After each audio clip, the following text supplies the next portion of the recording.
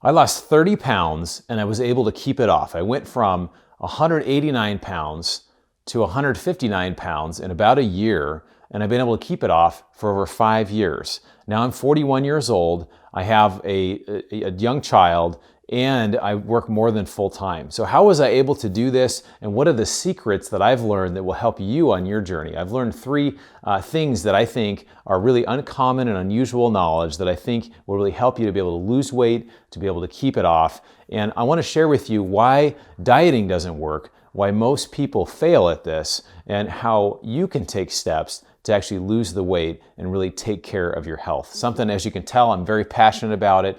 Please go ahead and smash that like button. It helps other people to find this content. I think a lot of people could really benefit from this. I'm going to share this great quote about health at the end, and I'm going to share the 3 secrets with you. So buckle up, let's go. All right, so the first secret is really you need to shift your mindset. For me, I honestly was going through life. I was overweight. I was busy. I was working a lot. I had a young child. I made justified why I was doing what I was doing, but I realized I wasn't really happy with the way that I looked. I wasn't happy with how I felt. I didn't like that I couldn't move or go for a run without getting tired, right? Because when you're carrying 30 extra pounds like I was, it was something that I could feel. So it's been said that insanity, the definition is doing the same thing but expecting a different result, right? So if what you've done hasn't worked up to now, it's time to make a shift so that you do something different and things actually change. So I'm gonna give you some tools on this, but for me, that's what happened. I said, I need to actually do something different because what I'm doing is not working for what I want.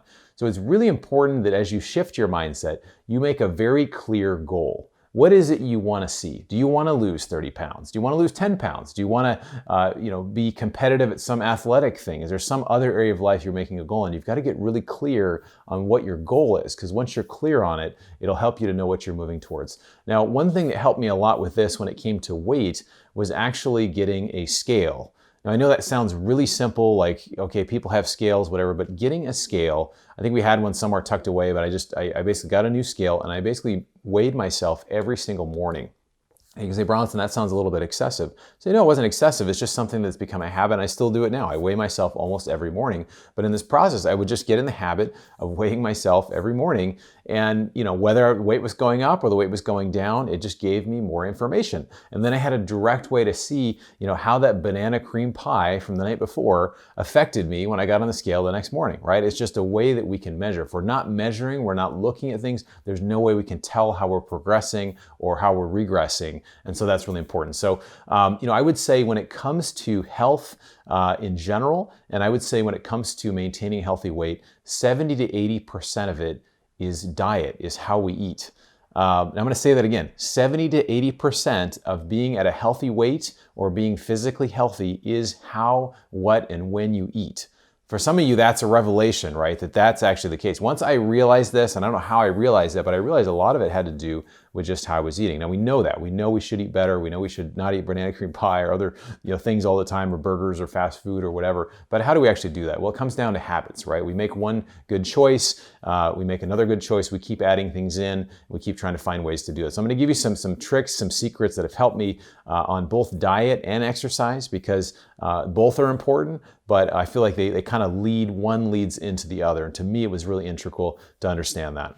All right, so this is the second secret. It comes down to your eating tips. There's some tips that I have on eating that I think are amazing. They have really changed my life, and I think they'll change yours also.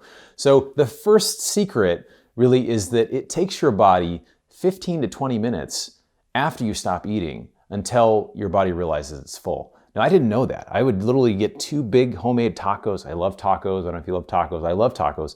And I would eat these tacos, and at the end, I'd feel like, okay, now I'm full. But what I did is basically I would, instead start to take 1 taco and I'd eat it, and then I'd try to wait the 15, 20 minutes and then see how I felt. And a lot of times I didn't actually need as much food as I thought. Or if I was still a little hungry, I'd pick up an apple or I'd pick up something else. So sometimes it's just taking a little bit of time if you can slow down your eating, or maybe give yourself a half portion and wait 15 to 20 minutes. Now, some people say, well, I can't do that when I get to dinner or I get to lunch. I'm just starving. I've got to eat all this. Well, that's why maybe having some healthy snacks in between meals can be really helpful to you. So really slow yourself down. I'd say that's probably the biggest thing you can do is slowing down.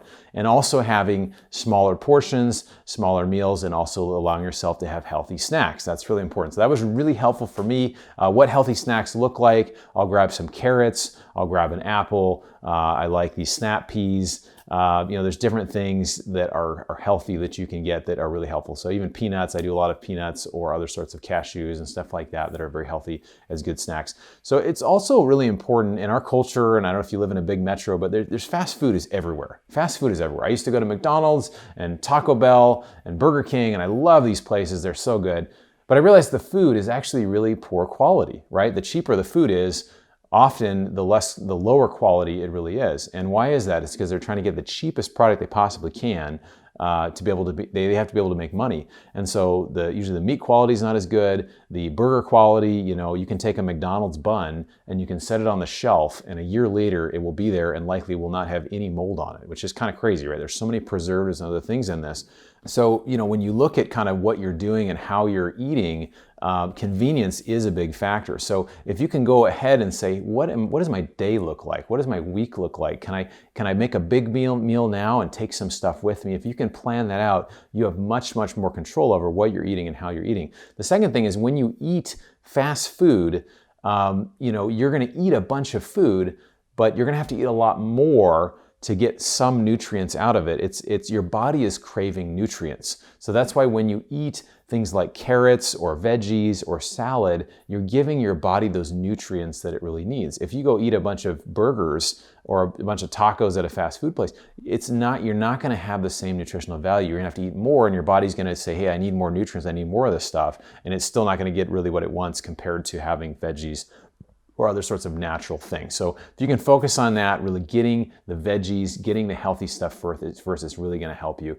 Another thing, so really our body really needs veggies and it needs protein, right? You need protein to develop muscles, to keep you strong. You need, veggies have a lot of nutrients in there. Fruit is also great as well. Now, if you're someone that you love having dessert, and I do love having dessert is awesome. It's hard to I get a sweet tooth, you may relate, after dinner, it's like, oh, I gotta go get something sweet. One of my doctor friends said something one time. He said, the best dessert is when you're done with dinner, you desert the dinner table and you go on a walk. And that really is a good way to go. But if you want something sweet after dinner, I would say reach for some fruit. Grab some berries, grab some bananas or mango or something else that's sweet. But if it's fruit, it's more natural and it won't impact your body the same way as eating ice cream or some other type of dessert. Now, I'm a guy, everything in moderation, even moderation in moderation, right? So you got to enjoy the things that you enjoy. It's just being able to do it in a way that has some moderation to it. So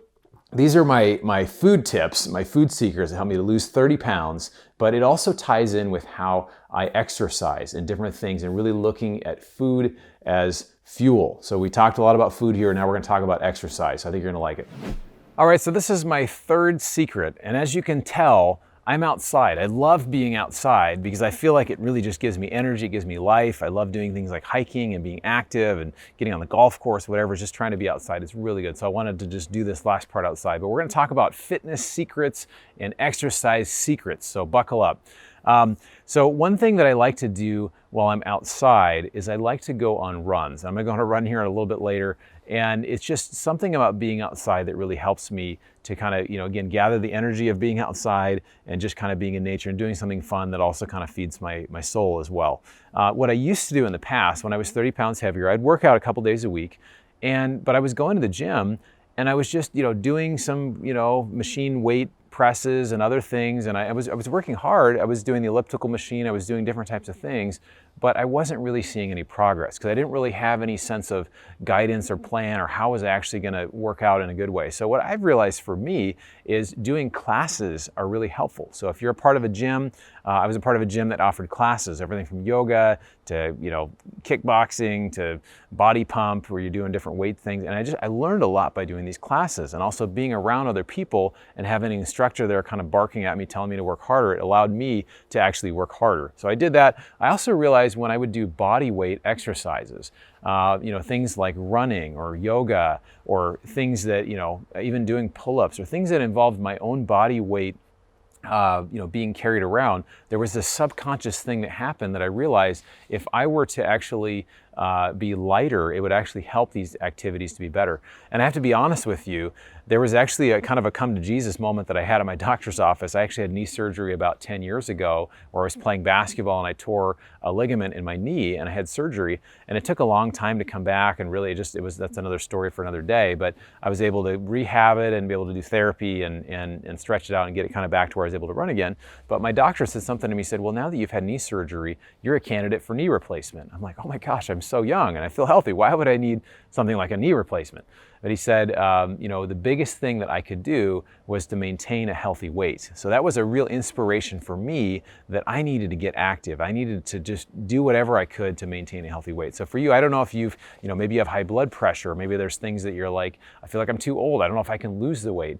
But really, it's all possible if you make different decisions, if you make choices. And again, there's things that you can do that will dramatically affect how you live the next 10, 20, 30, 40, potentially even 50 years, depending on how old you are and how long you live, but those choices really do impact. So it does come down to habits, right? It comes down to just starting small, creating new habits. In the beginning, I couldn't run very far, right? I may have run a mile, but I tried to actually just do something active every day, even if it was just going on a walk, even if it was doing something just, going to a class, it was going on a hike, it was doing something that I could do, right? And like I said, just even getting outside and going, just moving my body, it felt really good to do that. But these habits, they start small and they build up over time. There's also some great fitness apps that you can use on your phone. There's apps that, you do so many push-ups and sit-ups and burpees, or there's yoga. You can go do yoga classes, yoga apps. I love yoga. But I gave myself about 6 to 12 months for me to really get where I wanted to go as far as my fitness goals. So it's important, I think, that you make fitness goals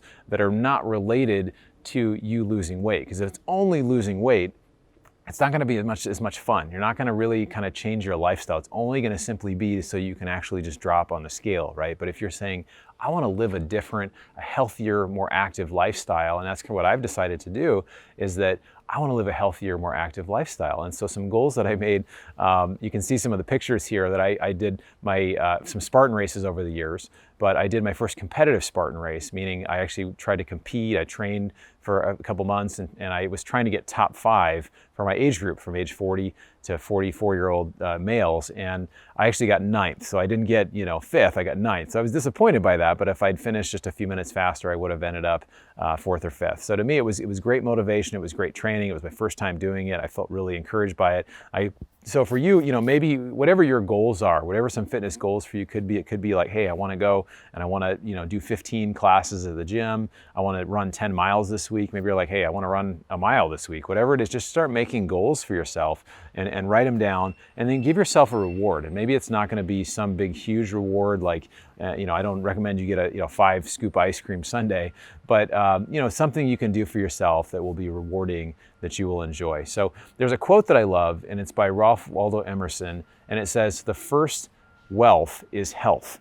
And so we talk a lot about financial freedom on these videos, but if you're not able to be healthy, really, I used to work in the medical field, and I saw people that their lives were literally shortened by sometimes 20 to 30 years because of things like smoking, obesity, other things like that. They really weren't able to enjoy the life that they had, right? Because if you're able to be here longer, it will best serve you, it will serve your kids, it will serve your grandkids, you'll be able to leave a legacy with your friends and neighbors. So I encourage you just to make steps to do what it is, to be healthy, to live healthy, to exercise, to eat well. If you made it this far, consider subscribing. We love talking about things like financial freedom and inflation and where do you invest and those kind of things, also personal topics like this. If you can stick in the comments below what your fitness goals are, because when you say, hey, I'm committing to do this, or I want to lose 20 pounds, and you put in a comment or you share it with a friend, now you're accountable, right? So really encourage you to do that. Consider sharing this video with a friend too if you feel like it would encourage them. I'm gonna go for a run. We'll look forward to seeing you on the next video.